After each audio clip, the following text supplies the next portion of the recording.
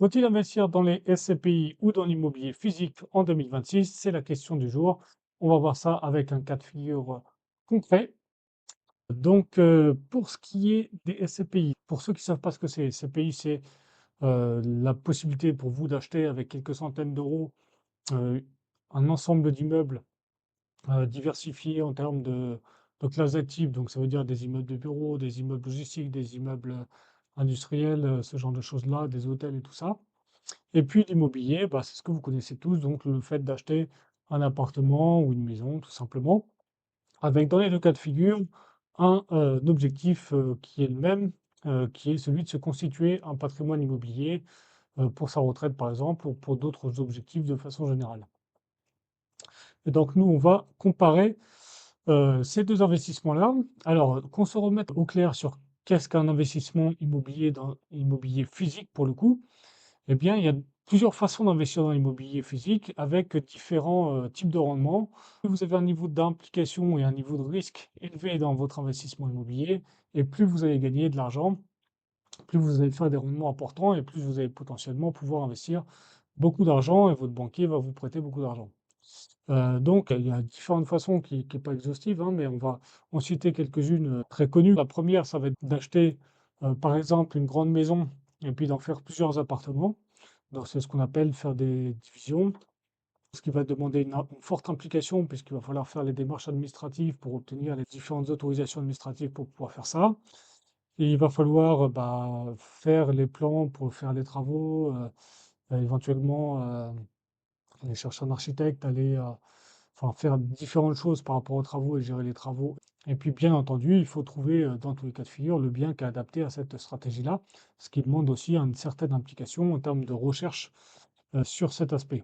Donc voilà, c'est plutôt par ailleurs ce que moi j'ai fait à titre personnel pendant un certain temps en tout cas.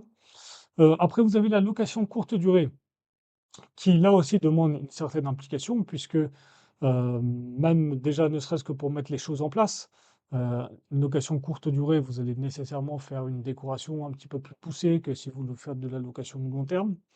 Et par conséquent, bah, faut mettre tout ça en place. Il faut styliser un peu votre appartement et il va falloir aussi mettre en place soit une équipe de gestion, soit si vous gérez vous-même, ça va encore demander plus d'implication. Mais même si vous mettez en place une équipe de gestion pour faire le ménage, pour accueillir les visiteurs, etc., bah, il va falloir quand même une certaine implication puisque il peut toujours y avoir quelques soucis qu'il faut régler de façon assez rapide pour pouvoir satisfaire les clients de votre location courte durée. Vous avez aussi une autre stratégie qui consiste à acheter un petit immeuble dans une petite ville ou dans une moyenne ville ou dans un village éventuellement, où là, effectivement, vous allez avoir une application qui n'est pas forcément importante, ça va dépendre de l'état du bien que vous achetez, mais surtout, vous allez avoir un risque plus élevé puisque si vous achetez dans un village, bah, vous pouvez avoir une tension locative qui n'est pas forcément très élevée.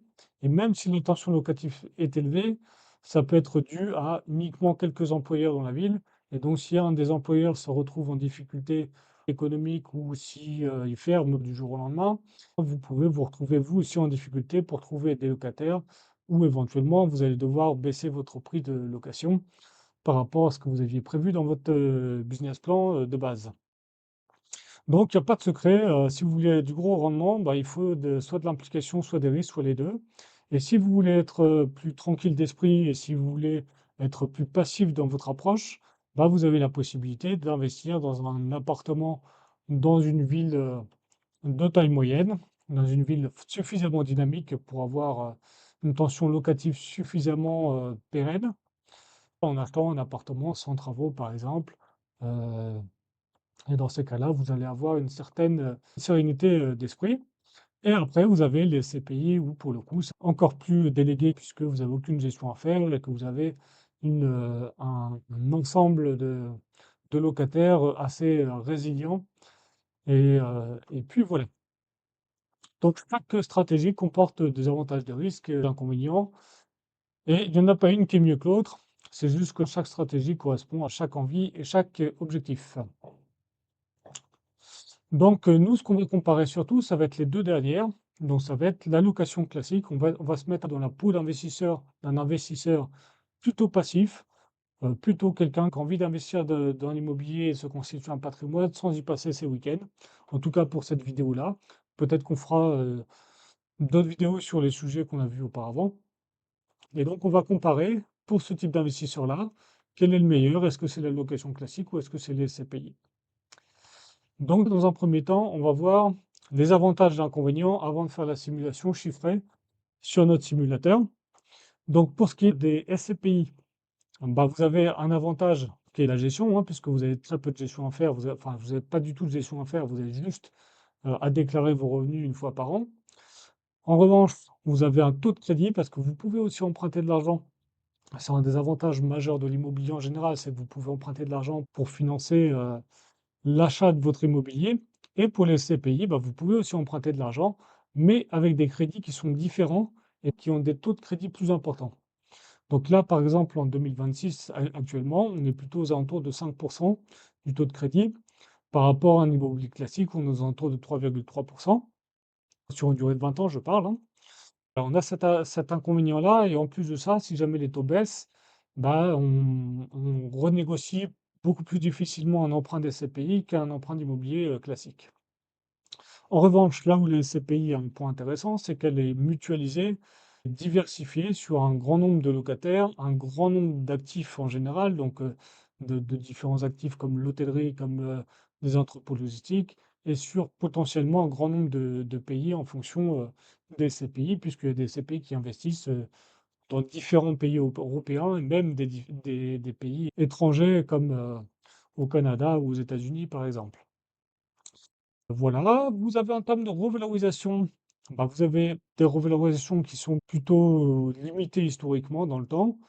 Ça veut dire que globalement, bah, vous allez pas facilement, enfin, globalement, vous faut partir du principe que vous n'allez pas faire plus 50% en quelques années, comme il serait éventuellement possible de faire dans l'immobilier classique si vous investissez à un endroit très particulier ou si vous faites un pari sur le développement d'une ville, par exemple, ou ce genre de choses-là. Donc voilà, justement pour en revenir à l'immobilier classique et de la plus-value, bah, pour le coup, c'est très variable. Donc soit vous pouvez effectivement faire des bonnes plus-values, soit vous faites des plus-values qui sont aussi limitées quelque part. Donc j'ai envie de dire, sur cet aspect-là, le match n'est pas forcément gagné sur que ce soit l'immobilier ou les SCPI. En revanche, sur l'aspect de la gestion, dans l'immobilier classique, bah, vous pouvez très bien déléguer cette gestion-là et la déléguer à une agence en contrepartie d'une rémunération, bien sûr. Mais dans tous les cas de figure, ça demandera quand même un petit peu plus parce que si jamais vous n'êtes pas satisfait de l'agence, bah, vous êtes obligé de changer d'agence. Et puis, vous avez, en fonction du régime fiscal que vous choisissez, plus ou moins un petit peu d'administratif à faire. Donc, vous avez une gestion qui peut être un petit peu plus importante que la SCPI, mais elle peut rester tout à fait raisonnable. En revanche, là où c'est intéressant en immobilier, bah, c'est sur le taux de crédit, où justement on a des taux plus intéressants et avec des possibilités de renégociation si jamais un jour les taux baissent, qui sont aussi plus intéressantes. En revanche, bah, sur l'aspect du risque et de la diversification, on a beaucoup plus de risques, pardon, puisqu'on est concentré sur un seul bien, une seule ville. Si jamais le locataire ne paye pas, ça peut poser problème. Si jamais l'appartement est squatté, ça peut poser problème. Passons maintenant à la simulation. Donc, dans cette vidéo-là, on va faire une simulation d'un couple de 35 ans qui gagne 80 000 euros par an à deux et qui souhaite se constituer un patrimoine à long terme de façon la plus passive possible, ou en tout cas sans y mettre trop d'implication dedans, sans y passer ses week-ends. Peut-être que dans une autre vidéo, on fera le cas aussi d'un couple marié plus âgé, de 65 ans par exemple, qui n'a pas besoin d'emprunt, qui a du cash, et dans ces cas-là, la simulation peut aussi varier par rapport à ça. Donc c'est ça qui est intéressant, hein, c'est que par ailleurs, dans le simulateur qu'on va voir, c'est que vous pouvez mettre vos propres données dedans et vous pouvez effectivement simuler votre situation, vos investissements, vos objectifs et voir ce qui est le plus intéressant pour vous, puisque une fois de plus, il n'y a pas d'investissement meilleur qu'un autre, il y a juste des investissements qui sont adaptés, plus adaptés à votre profil ou pas. Donc, qu'est-ce qu'on va simuler ensemble? On va simuler et comparer deux choses. Un, c'est un portefeuille des SCPI. Un portefeuille des SCPI, on va mettre 50% de ce qu'on appelle une transition robe, c'est une SCPI en particulier, 50% d'une autre SCPI qui s'appelle Sofidy Europe Invest. Donc on a le rendement moyen net. Alors pareil, dans une autre vidéo, on fera un petit point sur les rendements des SCPI, puisqu'il y a le rendement brut, il y a le rendement net, il y a le rendement net avant impôt, etc. Là, en l'occurrence, on est sur un rendement net avant impôt français, mais les impôts étrangers sont payés. Donc on est sur un rendement net de 5,39% de moyenne sur les deux SCPI. Et après, on va prendre un appartement à Caen. Caen étant, il y a une certaine tension locative et étant plutôt une bonne ville pour investir sur ce plan-là. Mais en revanche, bah, quand vous investissez dans le centre-ville de Caen, le rendement que vous allez obtenir, il va être d'environ 5-6% brut, donc ce qui n'est pas forcément extrêmement élevé. Mais on va justement comparer cet aspect-là entre les deux. Donc on va regarder ensemble l'appartement en question. L'appartement en question, c'est un prix d'achat de 150 000 euros avec des frais de notaire. Ça nous donne un investissement total de 165 500 euros avec les frais de notaire et l'ameublement, puisqu'on a décidé de se mettre au régime meublé, au régime réel, sachant que vous pouvez tester par vous-même l'ensemble des régimes. Ce n'est pas l'objet de la vidéo ici, puisque sinon ça durerait trop longtemps. Donc on fait un financement avec un taux d'intérêt de 3,3% sur 20 ans, une assurance de prêt de 0,15. On a un loyer de 800 euros avec 50 euros de charges de copropriété, ce qui équivaut à un rendement brut de 6%, une taxe foncière de 1,5 fois le loyer, assez classique. Des travaux d'entretien, donc là, voilà, les travaux d'entretien, c'est tout un sujet, c'est quelque part. Voilà, c'est combien il va falloir mettre de côté tous les ans pour pouvoir entretenir le bien sur une longue période de temps. Donc, à savoir refaire les peintures quand il faut, refaire les sols quand il faut, etc. On a fait d'ailleurs, on est en train de faire un petit onglet travaux pour justement essayer de mieux envisager ces aspects-là avec un peu plus de précision. Donc, moi, j'estime qu'il faut prendre 2 mois de loyer si vous faites faire et un mois de loyer si éventuellement vous faites par vous-même, selon bien sûr aussi l'état du bien initial et selon différents paramètres. L'assurance P&O, 120 euros, relativement classique. Frais de gestion par agence, eh bien grossièrement on peut mettre 8%. 8% c'est assez classique, surtout que bah, dans les frais de gestion pour agence, vous avez les frais de gestion pour agence tous les mois. Et vous avez aussi, lors d'un changement de locataire, vous avez aussi des frais de gestion supplémentaires. Donc c'est pour ça que mettre 8%, c'est assez réaliste globalement. Une CFE, donc cotisation foncière d'entreprise, si vous ne savez pas ce que c'est, je vous invite à regarder la vidéo sur le meublé. Frais de comptabilité, pareil. C'est par ailleurs, c'est deux chiffres qui peuvent s'ajuster si jamais vous avez plusieurs biens. C'est des chiffres qui vont être plutôt dégressifs. Plus vous avez de biens, plus ça va être dégressif par bien, quoi.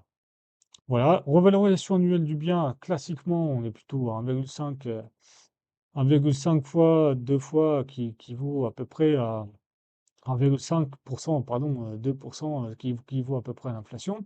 Après, vous pouvez ajuster selon votre opinion sur le sujet.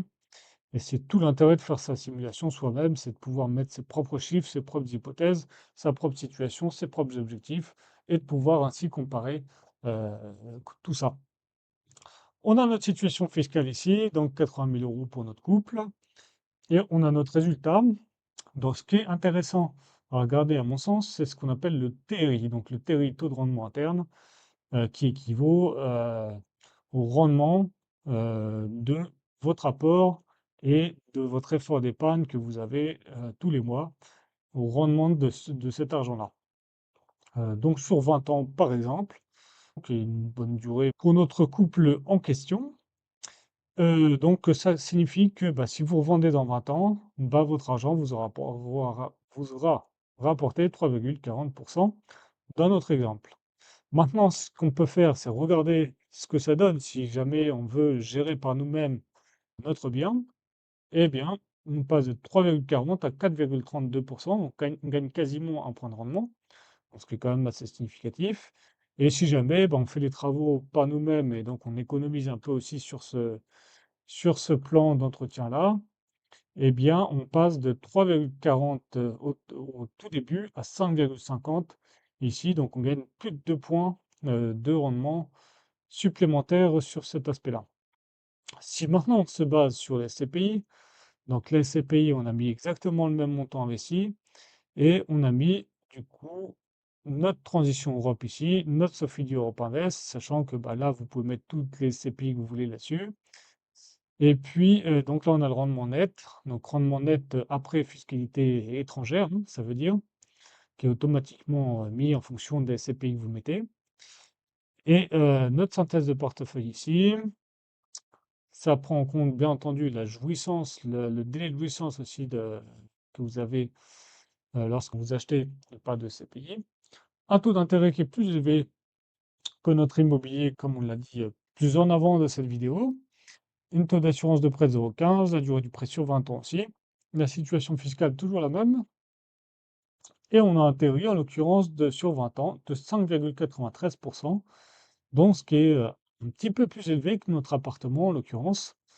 Donc, dans cet exemple-là, avec ces hypothèses-là, bah, il me semble plus pertinent d'acheter des CPI plutôt que de l'immobilier physique pour cet aspect avec ces hypothèses-là. Donc après, c'est à vous de mettre vos propres hypothèses et je vous invite vivement à le faire, hein, de mettre vos propres hypothèses pour pouvoir comparer factuellement les chiffres par rapport à vos hypothèses, votre situation, ce que vous souhaitez faire, etc.